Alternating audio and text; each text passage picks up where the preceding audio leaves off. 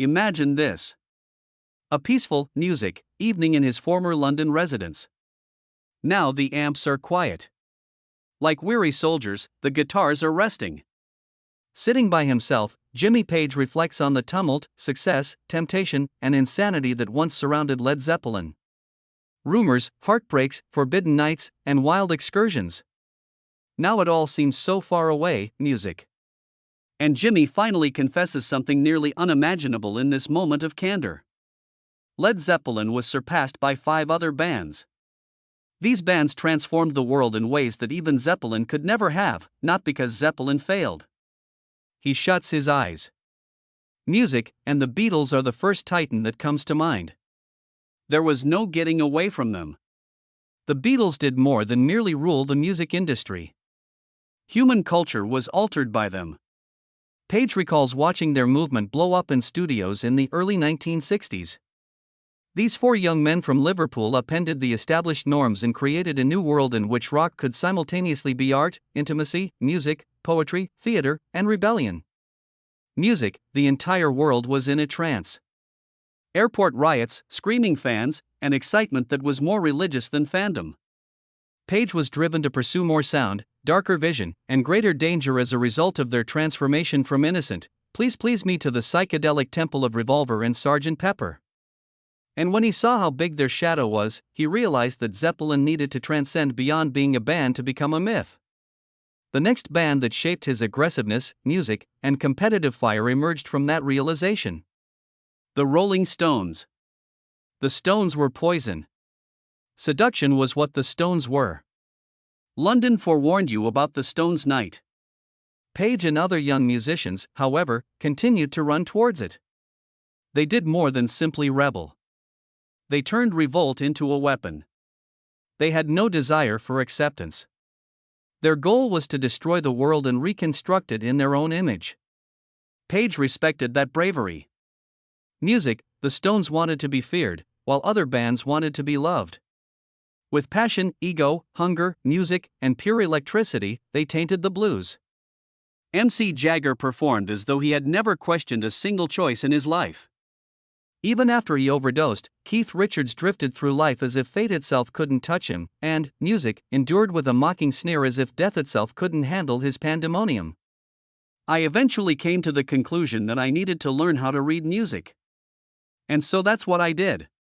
So I understand that part, but I wasn't actually schooled, if you like, I had to sort of teach myself. Imagine this. Altamont, music, 1969. A night steeped with fear. Free performance. Hell's Angels as security, music. Like a pulse on the verge of exploding, a swelling darkness moved through the throng.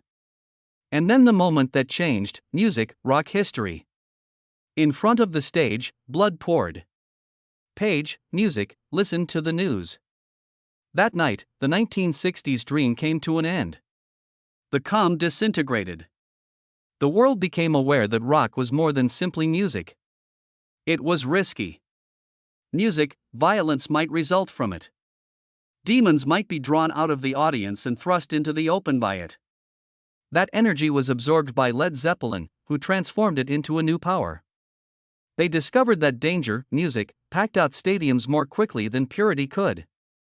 Zeppelin later passed through the door to hell, which Page realized the Stones had constructed, holding fire in their hands. The next band on Page's secret list, however, would completely abandon the street, leaving Earth behind and bringing the cosmos, whereas the Stones represented the monarchs of street sin and vice. Pink Floyd. Pink Floyd didn't express his anger. They collapsed inward. It wasn't like a knife to their sound. Like a slow poison, it seeped into the blood. Floyd's ability to make a man feel lost in his own thoughts without uttering a single, straight sentence was something Page loved. Instead of using riffs, they used atmosphere to construct worlds. Their studio turned into a mental labyrinth. There was more to their sound than just music. It was a hybrid of hypnosis and hallucination. Imagine this. Page in the late 1960s, music, listening to Interstellar Overdrive for the first time while sitting by herself in a dark corner of the studio. The space no longer felt like a room. Music, time extended. reality melted. The walls seemed to shift like liquid. The delicate genius of Syd Barrett loomed over everything. His mind was shattering in real time. And yet, it generated art so haunting it, music, felt almost taboo to behold. Page saw what drugs, pressure, and creativity combined could do to a human soul. Music, and it terrified him. It reminded him of a future gloom Led Zeppelin themselves would soon experience. Addiction, burnout, paranoia, celebrity that kills you alive. Pink Floyd taught Page, music, that sound might be a dimension. There was more to that music than just notes. It was architecture inside the brain. They painted emotions with delay, silence, echo. They created terrifying and lonely environments. If the Beatles founded the kingdom and altered the rules above ground, Floyd built the subconscious cathedral under it, where music, anguish, bewilderment, and existential dread thrived. Like spells or hidden recipes, Page analyzed their atmospheres. He desired Zeppelin's power to be deep, seductive, eternal, and not just loud. And Page's consciousness abruptly returned to pure aggressive physical rock energy when those dark floating dreamlike Floyd visions vanished. The Who. The Who never performed live. They set them off. Before the explosions started, Page recalled evenings when the stage lights trembled like warning signs. Like an old ritual sacrifice, Pete Townshend is slamming guitars. In violent slow motion, wood splintered as if he were dismantling every rule. Young musicians have ever been subjected to pressure from Old England. Keith Moon on drums, erratic, unmanageable, and blazing with the same maniacal fervor you'd see in a man rushing fearlessly into a collapsing building. As if it were his last breath, Roger Daltrey roared out his throat while brandishing his microphone like a weapon.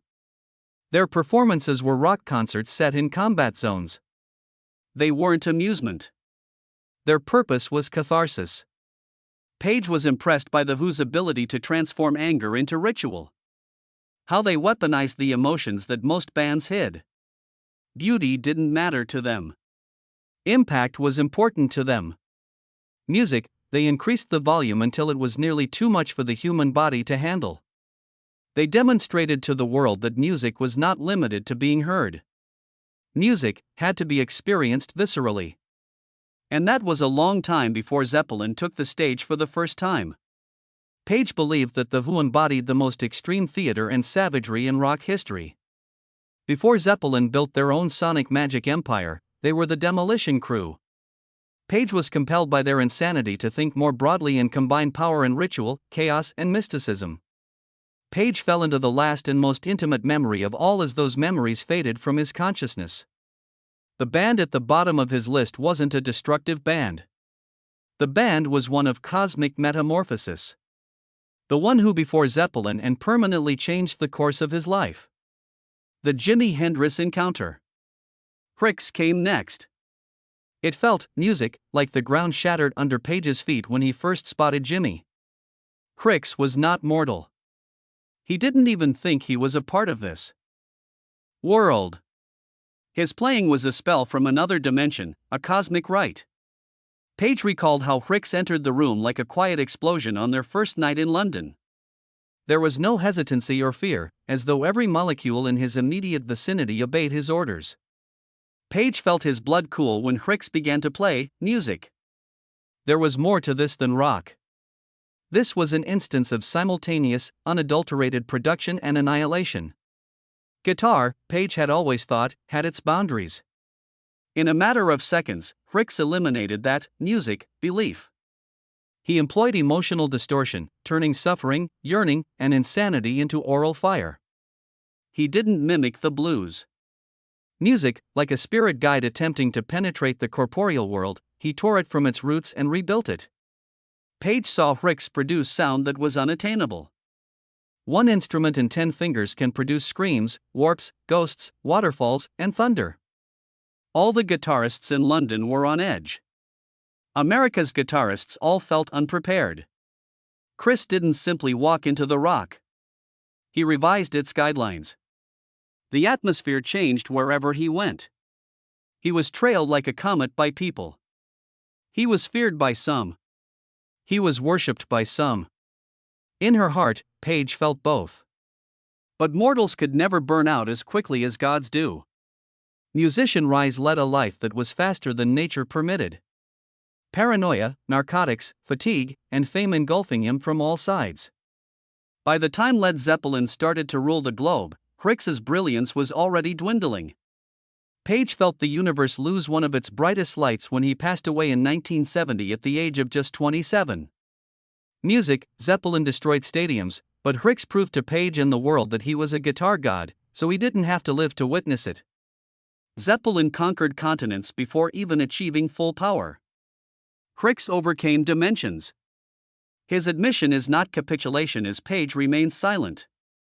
Legacy is speaking the truth. Led Zeppelin could not be stopped. However, they were constructed from the fire that was already raging in front of them. The world was made by the Beatles. It was tainted by the Stones. Pink Floyd asked. It was torn apart by The Who. It was surpassed by Rise, music. At last, Page realizes that each rock era was a chapter. Zeppelin was only one of them. He was shaped by these bands. They shoved him. They frightened him. He was humbled by them. Zeppelin legend, stadium revolution, and riffs that reverberated like thunder throughout centuries would not exist without them. Before he constructed his temple, they served as the blueprint. Imagine him closing his eyes as he recalls the thrill of audiences shouting like oceans, the taste of dusty backstage whiskey, the scent of old vinyl, and memories flickering like silent film. He understands that no triumph really belongs to a single band. Rock was a domino effect. The next fuse is lit by each band. The torch is carried farther into the night by each generation. And since those titans came before them, Zeppelin's echo is still alive. For the first time, Jimmy Page realizes that being great isn't about winning battles.